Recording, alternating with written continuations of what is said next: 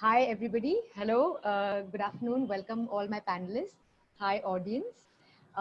Welcome to the fifth and final panel discussion of this year's Digipub week.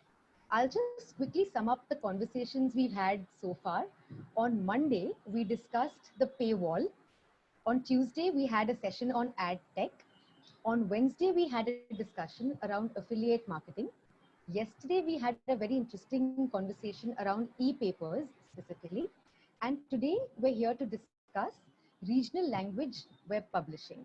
Now, I must mention at this point that regional language web publishing is a topic we keep going back to at Digipub. We had it in the first edition in 2017, and we've had it since then every year.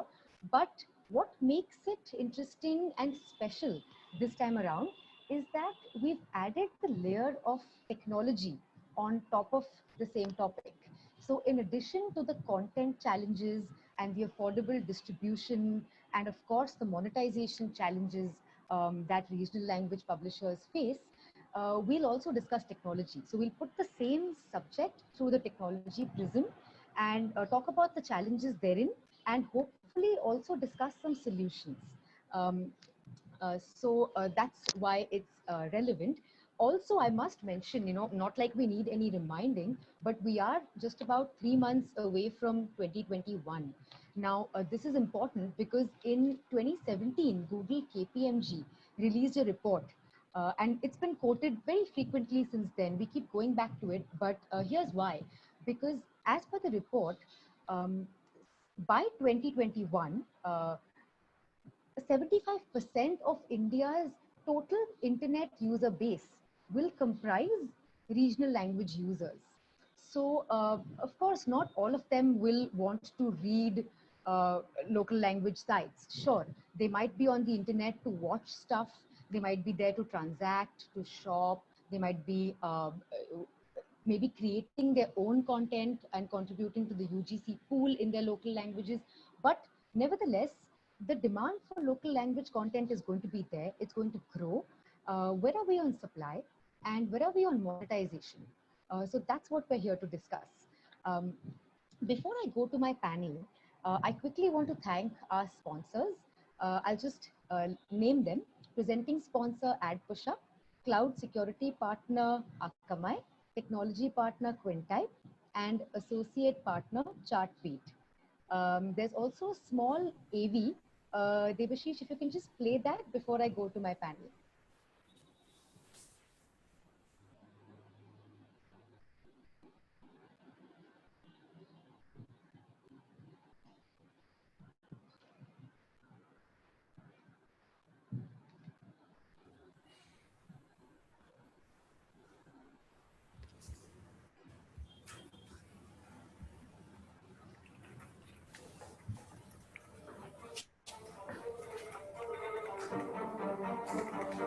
When injustice runs rampant,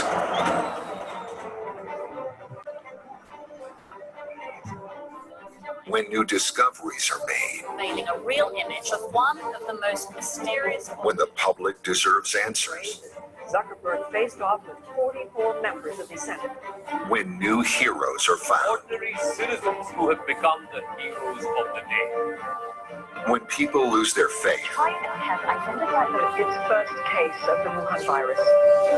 there are those who've dedicated their lives to bring light to the stories of the world around us. First African-American president.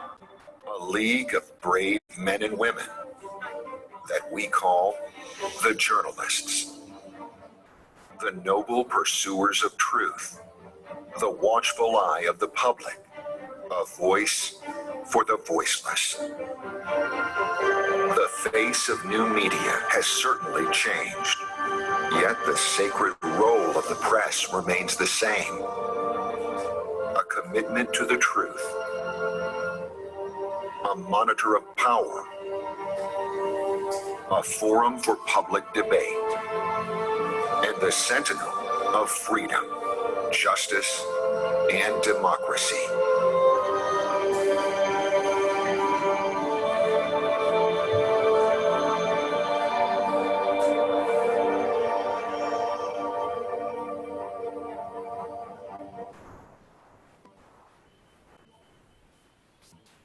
Thank you for that. Now I'll quickly go to my panelists. I'll just quickly introduce them. We have with us Abu Faizi, Senior Manager Web Services, matrubhumi.com. We have Amardeep Vishwakarma, Chief Technology Officer at the Indian Express Group. We've got Bobby Paul, General Manager Marketing, Manorama Online. And we have Shilpa Raghunathan, Senior Solution Engineer at Akamai Technologies. Now, before I go to them for opening remarks, I just want to mention all the cities we're all logging in from. So Abu is logging in from Kozhikode. Amardeep is sitting in Varanasi. I'm in Mumbai. Bobby Paul is in Kottayam, and Shilpa is in Bangalore. So on that note, I'll just invite my panelists to start with a quick round of opening remarks. Let's begin with you, Amardeep. I will, I want to ask you a question each for your opening remarks. The answer to that can be your opening remark. For you, Amardeep, I'm really curious to understand. Now, you oversee tech for all the websites under the Indian Express Group umbrella. Yes. Right. So I'm just going to name the languages first. There's English, of course. There's Tamil, there's Bangla, Malayalam, Hindi with Jansatta, and Marathi with Loksatta. Okay, now Right. tell me, how do the tech challenges change language to language? Okay, so English versus regional. Also, tell me, within regional languages, can one make a Hindi versus others kind of division? How do you look at it, and how do the challenges markedly change when you switch languages?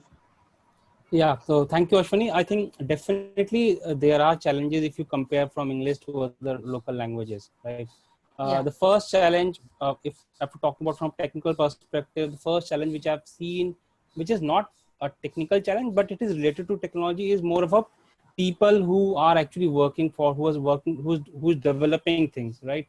So the challenge is in terms of whether they know that language or not. So for example, in our case, we have multiple websites in Hindi, English, right? So Malayalam, Tamil, Bangla, right? So our development center is in Noida. Most of the people who are into technology team are from North region, right? So though they know English, they know Hindi, but they don't know other languages, right? So I've seen that sometimes we face challenges in terms of developer who's developing something, right? He don't understand Tamil, Malayalam, and Bangla. So sometimes you're not able to relate things, right? So that is a challenge, right? So what you need is like, you need a translator, you need a moderator in between, right? So because of which, what happened is the pace of your development, right, it slows down, right? So during the development also, the developer face these challenges, whereas during the QC also, the QA process, we also face a similar challenge because they're not able to relate those things. So this is one challenge which I've seen from a technology perspective. Second challenge which I've seen is basically the SEO challenge, right? So we all know, like, for a traffic, we are very much dependent on Google, right? So I have seen that still Google does not give much support to other regional languages. Still English is the most preferred language, right? So that's why I see that sometimes you face difficulties in implementing SEO practices, good practices, because you do not have much support from the Google, right? Third challenge which I see is primarily from the fonts, right? So if you see, if you compare with the English, like, there are different kind of fonts are available, right? So you can try a lot of fonts and everything, but in terms of other languages, in Tamil, Malay, they're very limited fonts, right? And if you go for building your own custom fonts, right? So you face challenges with whether the browser supports those fonts or not, right?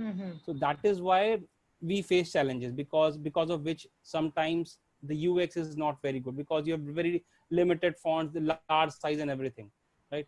Another challenge from a technical perspective which I've seen is support for languages, right? So for example, obviously you need a CMS for the editorial team. So currently we are using WordPress, though WordPress supports all the languages, but I've seen a lot of CMS which does not support all the languages, right? So another challenge which I can basically talk about is more also translation, right? So the challenges as well, like wherein sometimes if you think about, like, you translate your English to different languages, right? So though Google gives a very good support, but it is not 100% accurate, right? So things also works on the dictionary, right? So Google has a large dictionary of maybe English, but whether he is 100% perfect in all the languages, does he knows each and every word of each language and everything, whether he has good dictionary and everything. If you don't have those great dictionary, obviously there will be challenges in terms of translation, in terms of SEO and other things, right?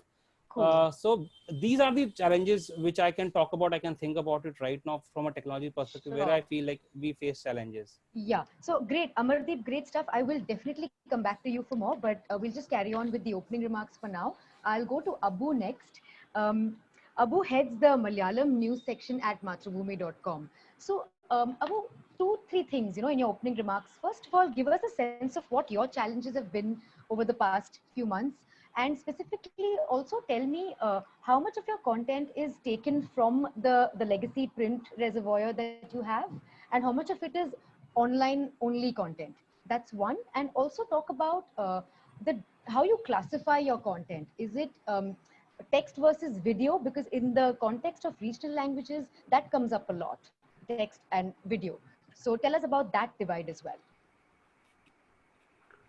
Yeah, thank you very much, and good to be here with Ashwini, Bobby, Shilpa, and Amardeep. Thanks, afaqs and Digipub. Let me give you some data first.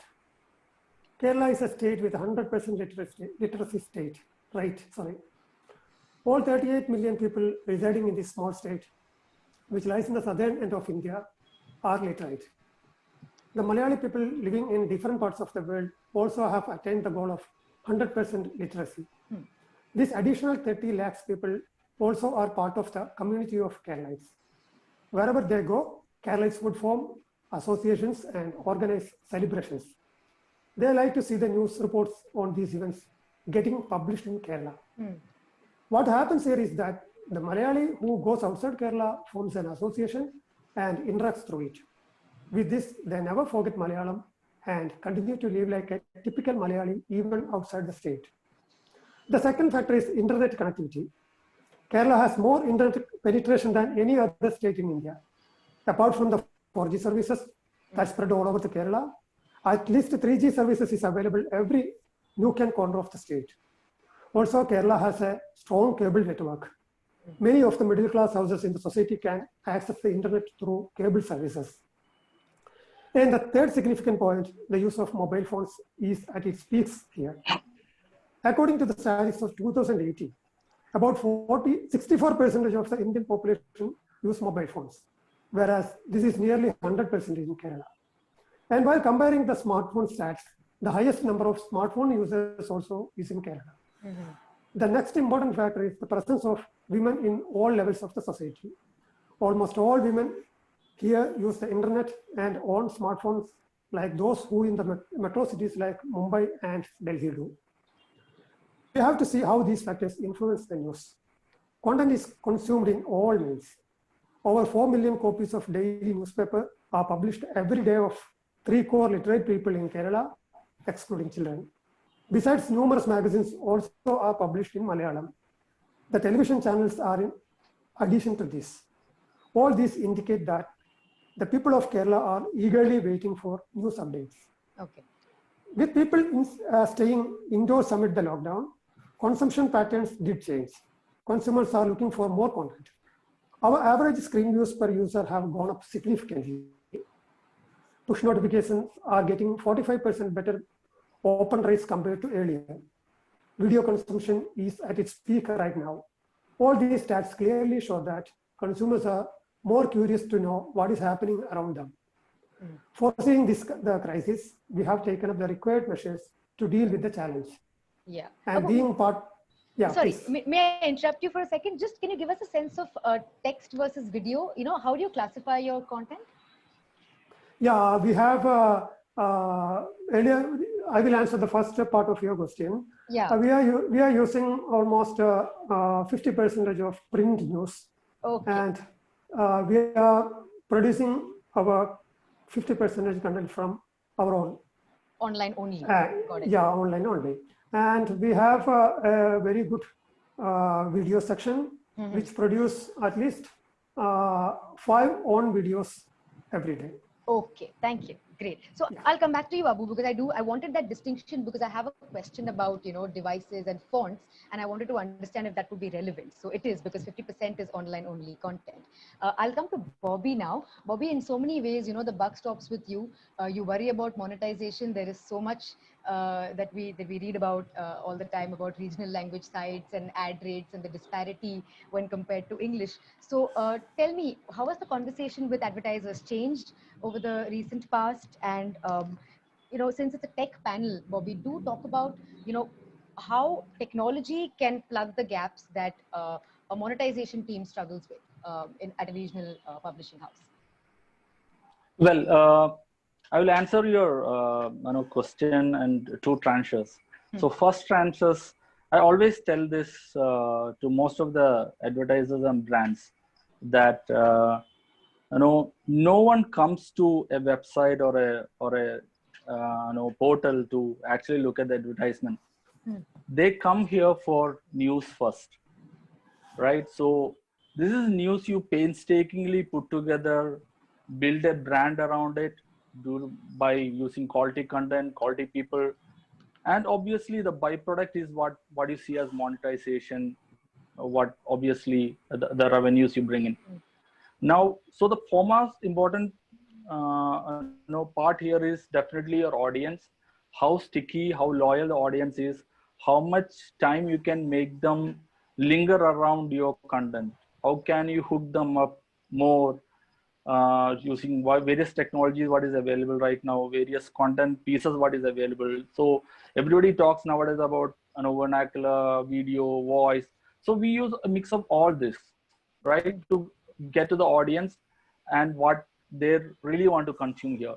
Now coming to the technology part, technology, as I always say, is an enabler, right? So this is something which is available for almost all of the publishers out there.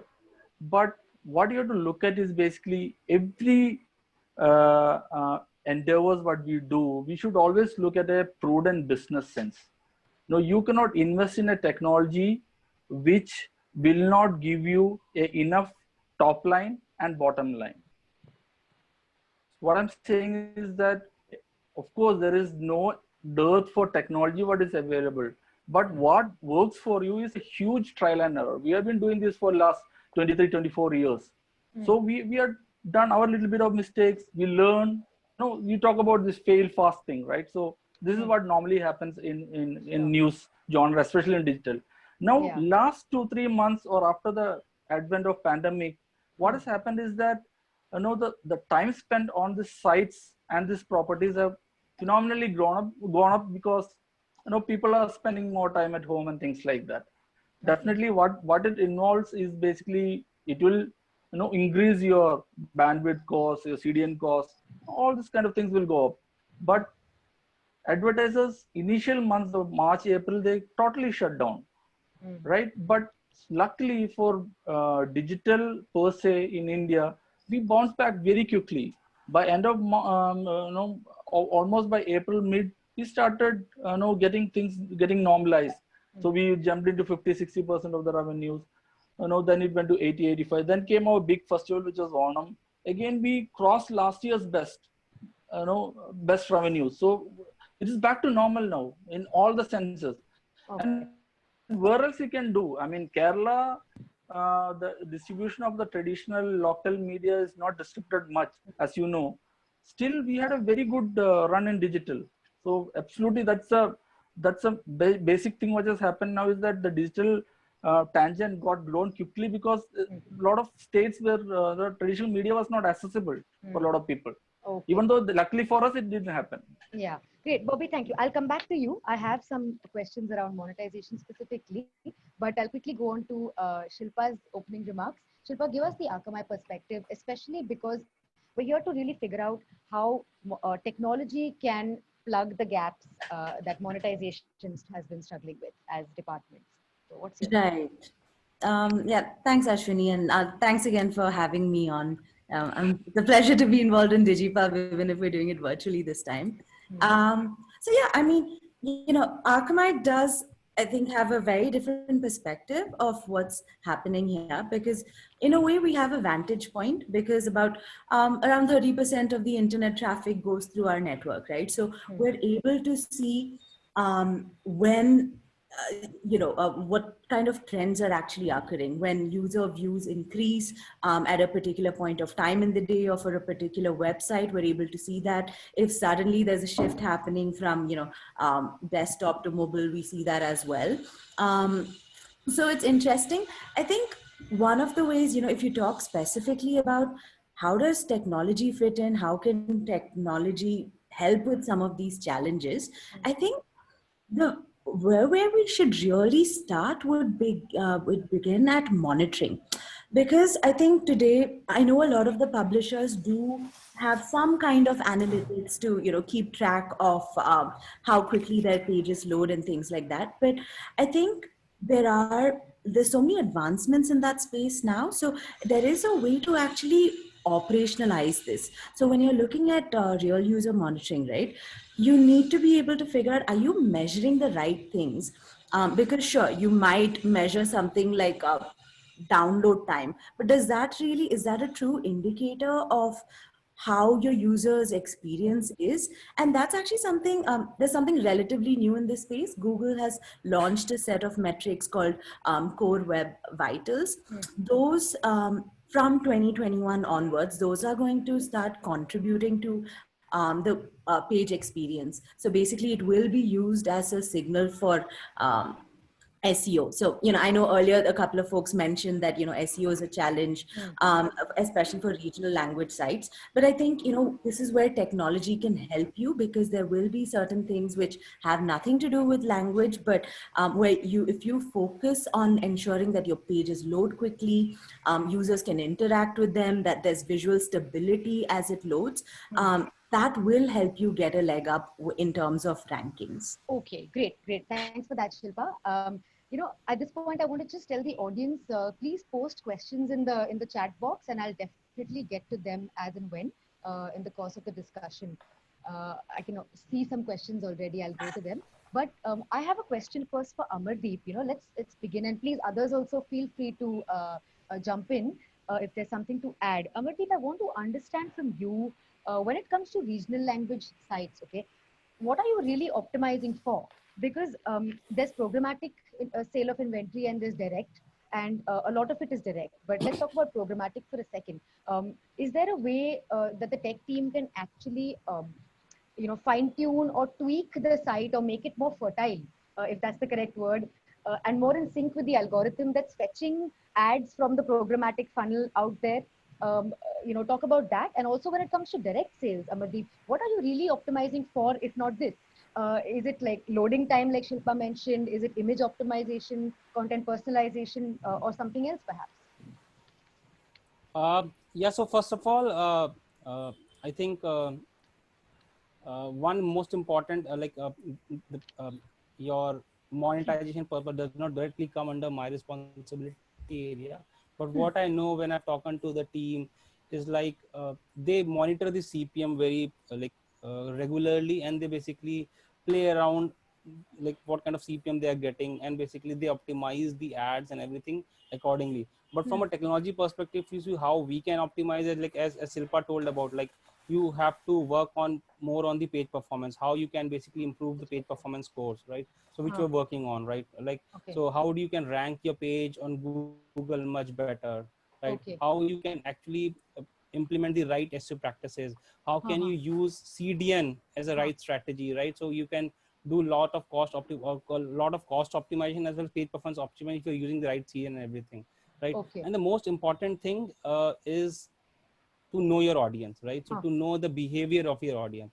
If you're able to know your audience and you're able to know the behavior, you will be able to segment them, and you'll be able to target the right ads to them. So from a technology perspective, I think this is couple of areas we are working on it, and I feel that despite whichever language the site is, right, if you focus on these areas, you will be able to do a lot of things around monetizing and everything. Is right practices, SEO practices, rate page performance, right personalization, targeting, right? Newsletters to the audience and Okay. everything. So, you know, there's a question. It's a very broad question, but I'll just put it out there anyway.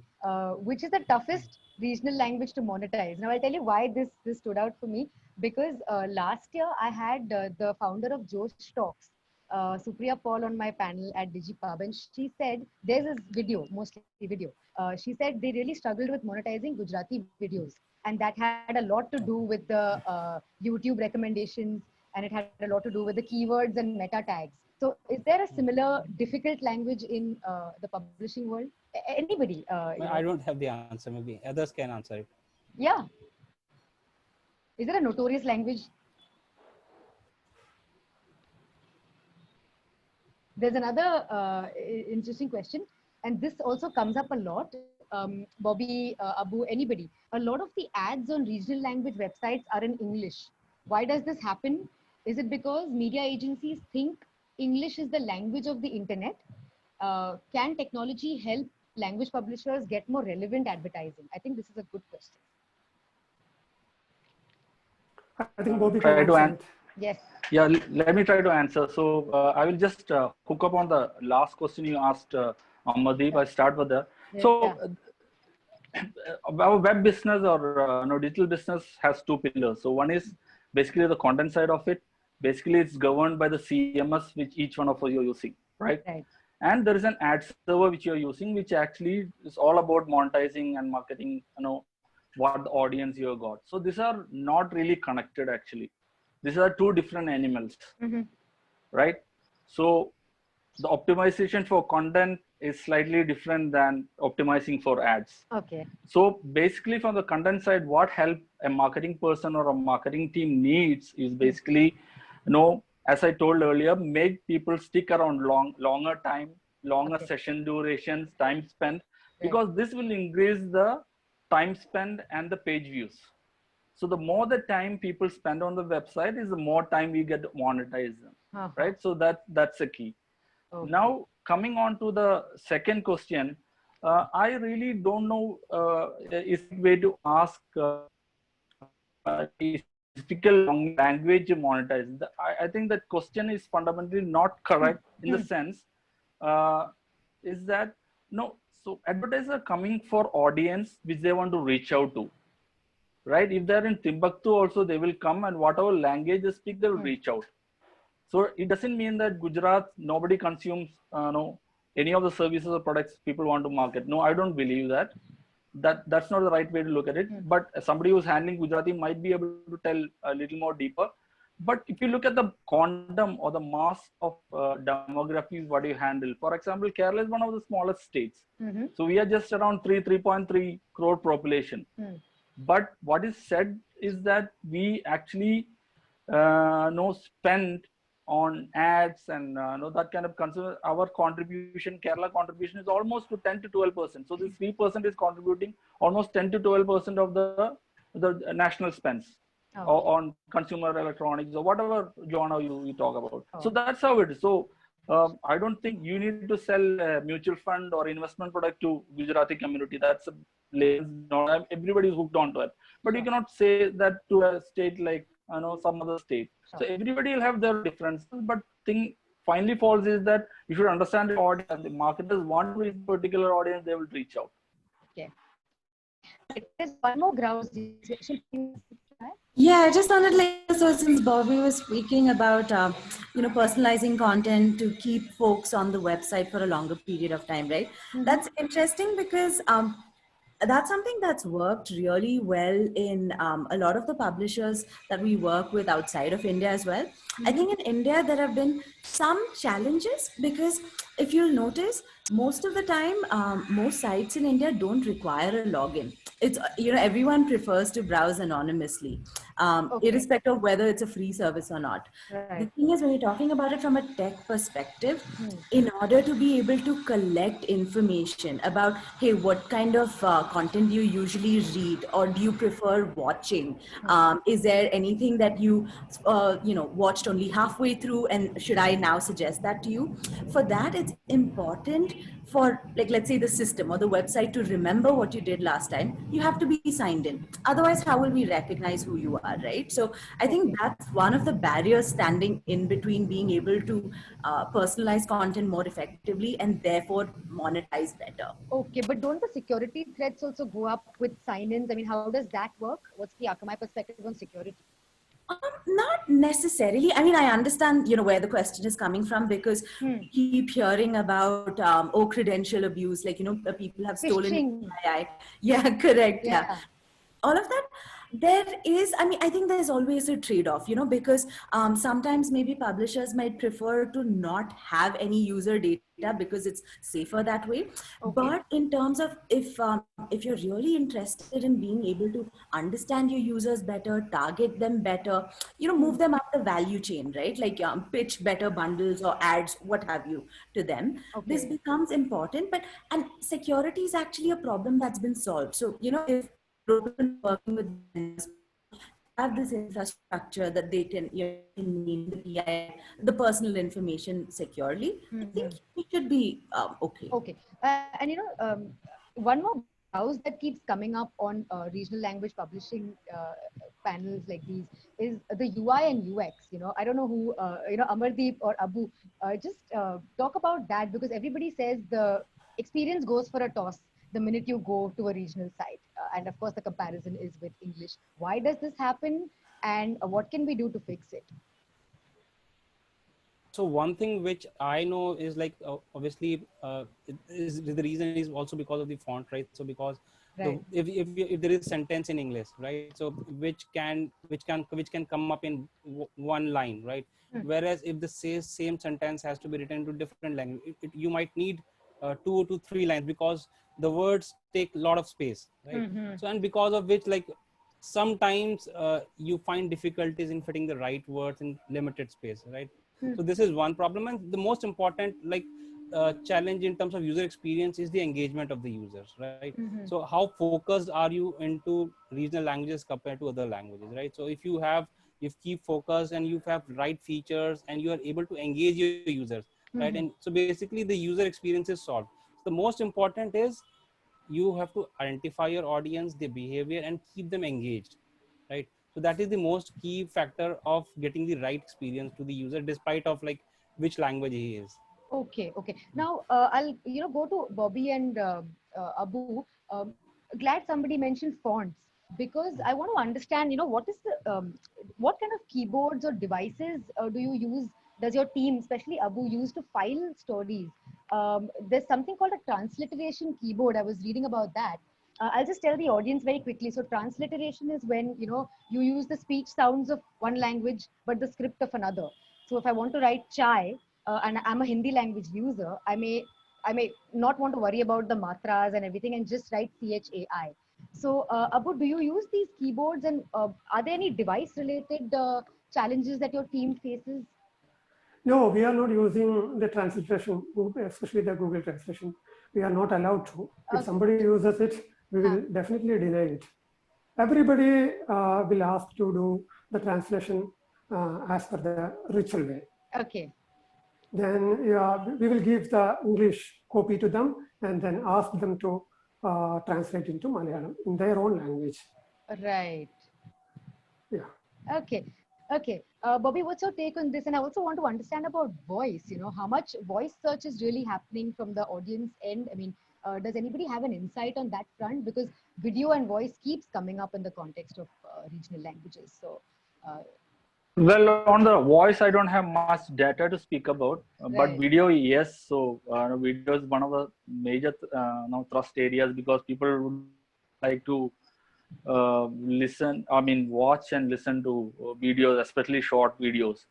So there is a lot of way to build this business, because if you have traditional businesses which already churning out videos for various different purposes, you can repurpose that. We also create a lot of custom created digital first videos. Now coming to the fonts and things like that, I don't have much insight on that actually. So there's no comment there. Very interesting space though. Okay. Yeah. There's another Yeah. question about e-papers specifically. Both the Malayalam publishers on the panel have subscription-led e-papers. is the website audience qualitatively different from the e-paper audience? Now, this was actually something we discussed yesterday on an e-paper panel. But Abu and Bobby, do you segment these two audiences differently? Yeah, definitely. We have two kinds of readers. Yeah. The regular reader who belongs to the newsprint era, they want to read their local news, which published in newspaper. Newspaper is still a crazy in Kerala from 40 plus. So they can definitely search for their local news in their published version. So that's why we are giving in e-paper at the right moment in the early morning, and we have a good number of subscribers for it. Okay, so they are different qualitatively. Bobby, what about you, and how do you monetize them differently? I mean, do you really, are the challenges very different with both sets of audiences? Well, in a state where print and digital are equally, growing, and print also is growing in single digits here. So, what as a traditional publishers like us, is doing what we're doing is a balancing act, right? So, the audience from Kerala is a bit different from rest of India, I would say. The basic reason is that Kerala is a diaspora, people who actually go out of your state and work. Right, so you are from your younger days, you're used to reading paper, that too in local languages. Then you go out, even though we are available in a lot of places within India and outside India, the access is not as high as what is there in India. I mean, in Kerala. So basically, where you can fall back, the next shore is definitely digital, right? So you can read your e-paper or web content, which basically talks about you will hyperlocal content, which is not available elsewhere. I mean, you're talking about a small town near Thrissur or say Kozhikode, then you have to come to us, regional players. Nobody is covering that, right? So that's stickiness. Now we have been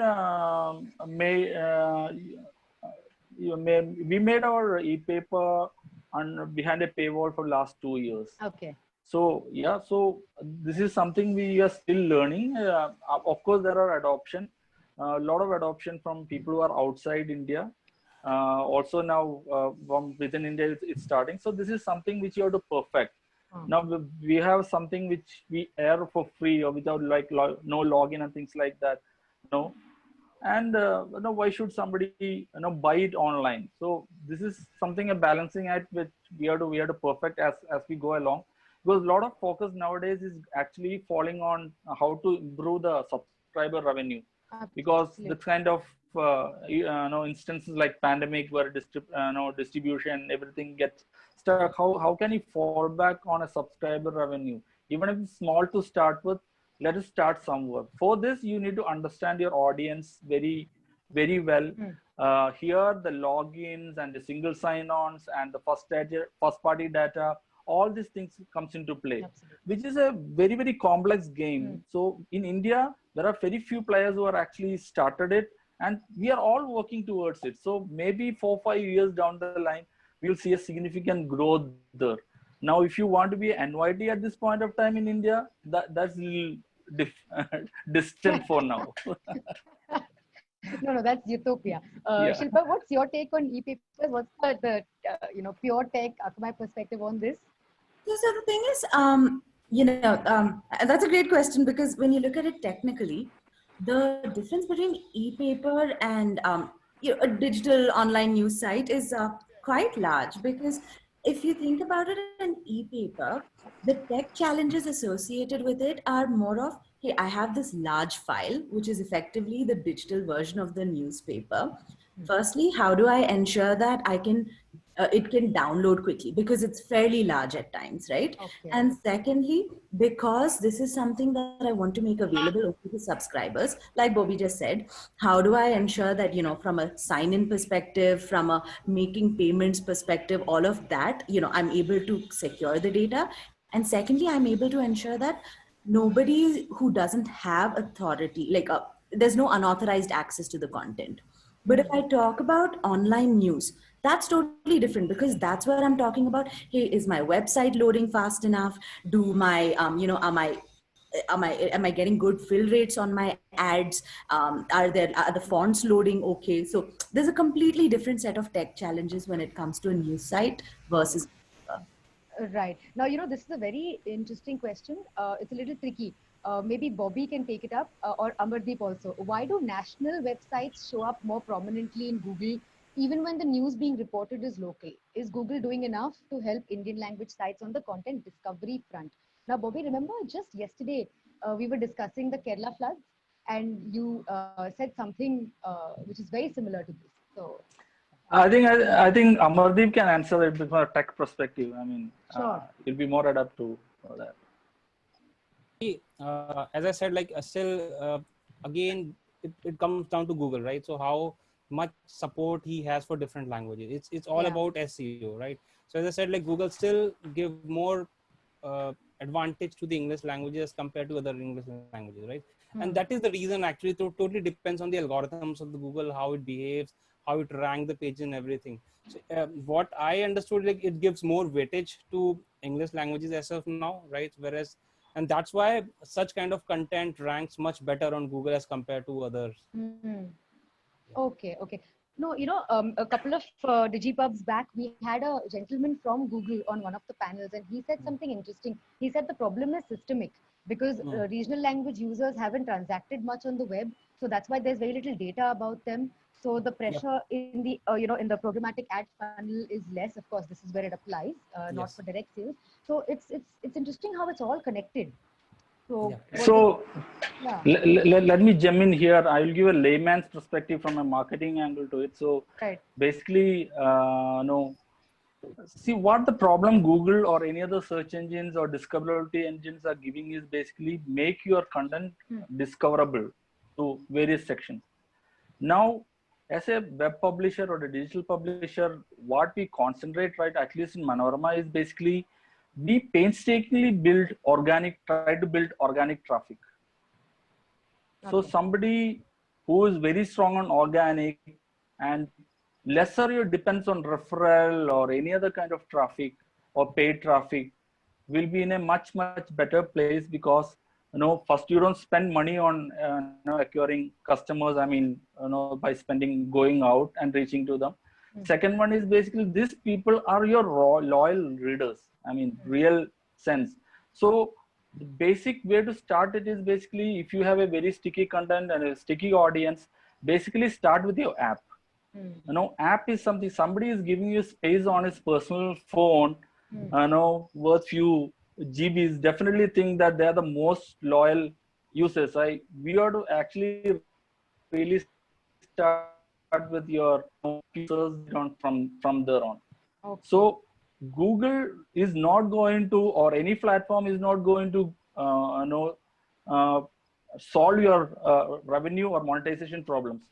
They will help you with discoverability, but the lesser you depend on any of the platforms is much better for you. Okay, so by app you mean the language sites, investing in their own apps, not aggregation, not that whole funnel. No, not aggregation. No, I'm talking about native apps. Okay, because just today there was an ad by Daily Hunt focused on exactly this about local language websites and content discovery. Right. We're almost out of questions. I would quickly, invite my panelists to give their closing remarks. And here I would like them to, if you had the power to fix one thing about the ecosystem in regional web publishing, what would that be? Very, very quickly, like 10 seconds each. Abu, will start with you. I didn't get you. If you could fix or change one thing about the entire ecosystem around regional language publishing, what would that be? Because most of the challenges are, ecosystem challenges. Then I will say more local, to be more local.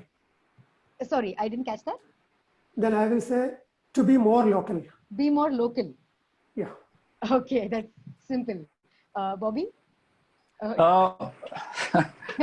It's a very broad question though. I mean, there are many fixes to be made, but the challenge here is basically to get the same stature what we have for other mainstream languages like English and Hindi, what others are enjoying right now. because if everybody is talking about Bharat and that's where the audience is growing and the growth is happening, and that's the real India, then definitely it should actually reflect on the monetization and revenue generation front. Because end of it, it's a business, and if you have to keep the audience and build on it, then definitely you need to have a sizable amount of revenues coming in to support all these initiatives. So that's something which I would like to fix. Yeah, great. Amardeep, for you, you're very uniquely poised. I know you don't worry about monetization like Bobby does, but gone are the days when the CTO's job was limited to tech. You have to also think about business. Am I right? See, from a tech perspective, I've talked about. So what I would like is like how we can build a system so that our focus remains on all the platforms, right? So, and this is what we have just started is like to create a global template, a same template for all the sites, so that whatever features we are building, right, we are building for all the sites, not language specific, right? So this is one change which we are doing, and I think that is the best strategy. It is so what happens that you are focusing on all the sites at one time, and whatever things you're implementing, be it personalization, be it any feature in terms of the engagement, you are rolling out for all the sites, right? So this is one thing from a technology perspective which I would like to do. Interesting. Okay, Shilpa, to conclude. Yeah, so I actually really like Bobby's point earlier about, treating your app users as your first class citizens. So I really wish we didn't have this problem on, a lot of Indians, the issue they struggle with is that their phones have limited memory.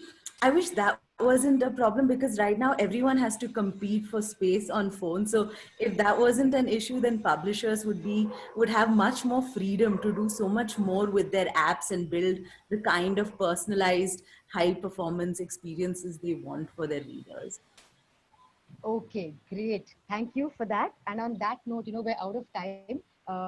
It's a wrap on this panel and at Digipub Week. So thank you, everybody. Thank you, audience. Thank you. Thank you. Thank you. Thank you. Thank you. Bye, everybody. Good evening. Bye bye.